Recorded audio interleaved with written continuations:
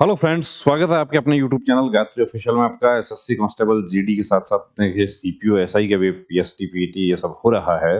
SSC GD में इस बार ये देखने में आ रहा है कि पिछली बार 2 बार 3 बार या अभी सीआरपीएफ ट्रेड्समैन की भर्ती हुई, उसमें कैंडिडेट की हाइट 170.5 की गई, लेकिन एसएससी जीडी में अभी उनको 169.5 करके बाहर कर दिया गया है। कोई सुनवाई नहीं हो रही है। या एसएससी जीडी में 170 हो गया, उसके 4 दिन बाद सीपीओ एसआई में 169.5 कर दिया गया। तो ये जब वीडियो आप देखते हैं, विशेष रूप से वो लोग जो भर्ती प्रक्रिया का हिस्सा नहीं है, उनको ऐसा लगता है कि ये तो हम गलत जानकारी दे रहे हैं। बहुत सारे सर्टिफिकेट हैं हमारे पास में, कैंडिडेट्स प्रूफ दे रहे हैं कि मेरे पास पिछली बार का सर्टिफिकेट है, आपके पास में फॉर्मेट होता है पीएसटी पीटी का जो आपका रिकॉर्ड है वो, और उसमें लिख के दिया जाता है आपको कि 170 है, 170.5 है, 170.2 है, क्या नहीं है, वो पूरा रिकॉर्ड आपके पास रहता है। चेस्ट की यदि देखिए हम बात करें, तो चेस्ट एक्चुअली कम हो सकता है कि आज हो सकता है कि आपका 81 टू 86 है। क्या 10 दिन बाद ये चेस्ट 90 हो जाएगा? 10 दिन बाद 90 तो ये नहीं हो सकता, लेकिन ये 82 हो सकता है, 3 भी हो सकता है, और ये 80 भी हो सकता है, ये 79 भी हो सकता है। कुछ हमारे साथियों को ये भी डाउट है कि मैं आपके पास आया तो वहां पर मेरा हाइट आपने 169.8 ही किया था। देखिए, हम यदि 169.8 करते हैं तो हम साथ में एक्सरसाइज भी बताते हैं कि वो पॉइंट 2 आप कैसे कवर कर सकते हैं। आपका खड़े रहने का तरीका क्या है, पोस्चर पर भी हाइट वेरी करती है कि आधा सेंटीमीटर तो पोस्चर से ही फर्क पड़ जाएगा कि आप पैर को खोल के खड़े हो गए। ये गैप जैसे जैसे बढ़ता जाएगा, यहां से आप ऊपर से डाउन होते जाएंगे।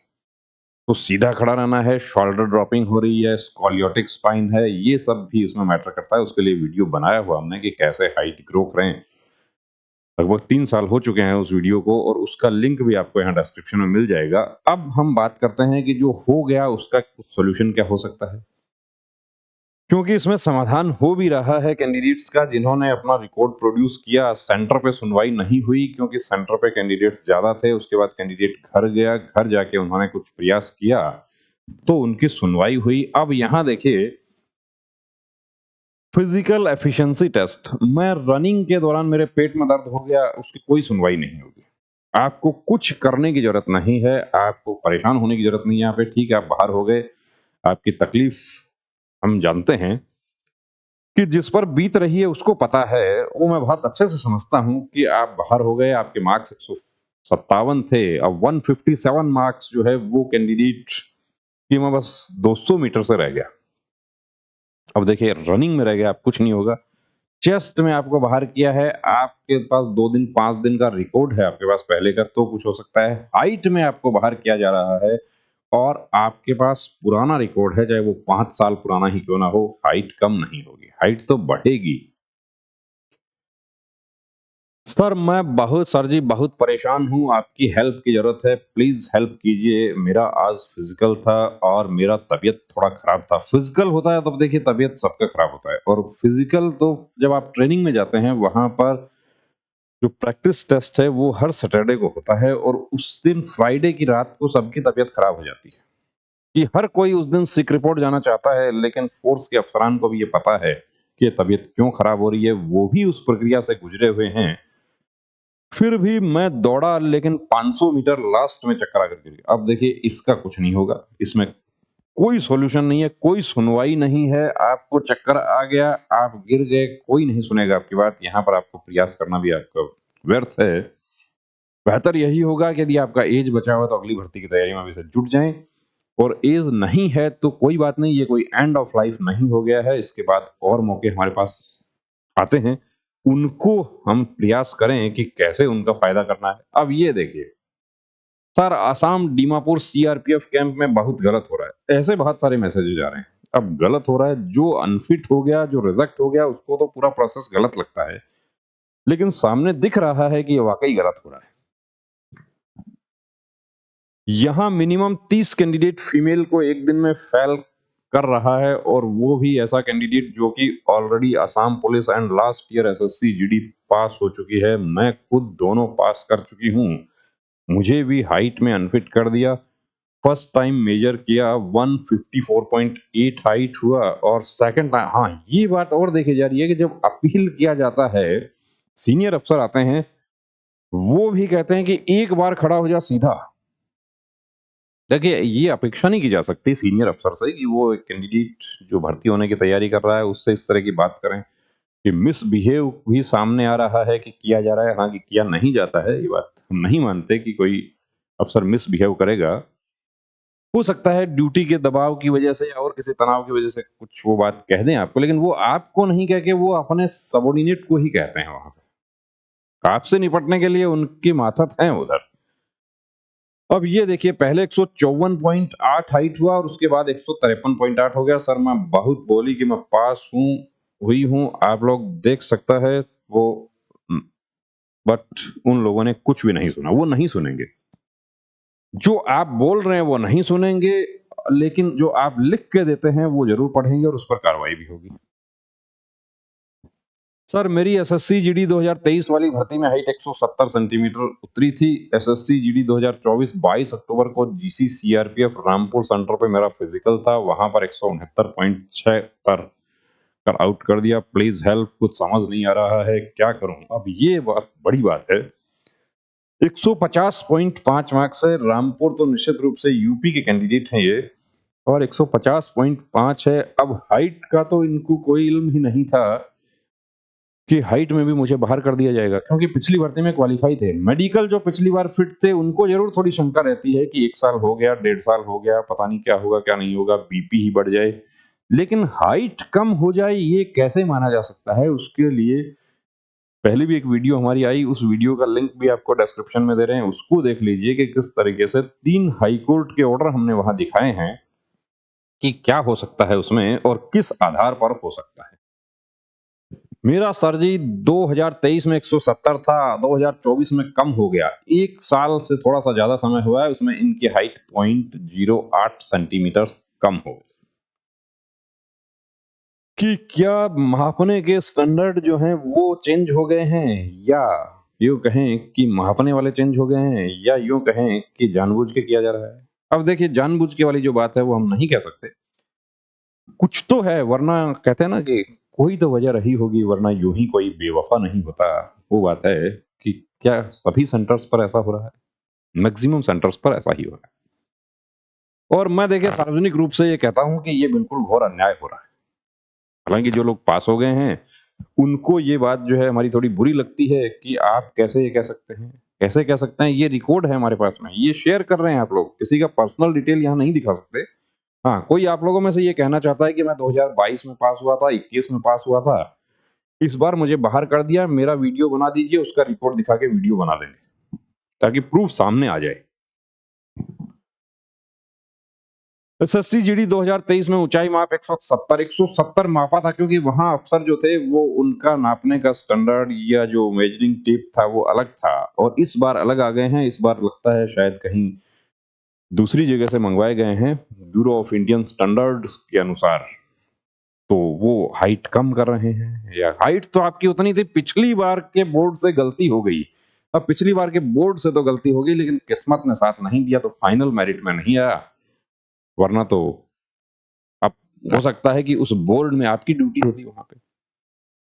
और जो अफसरान ऐसा कर रहे हैं वो भी कभी आपकी तरह वहां खड़े हुए हैं, वो डायरेक्ट वहां फोर्स में जन्म नहीं लिए हैं।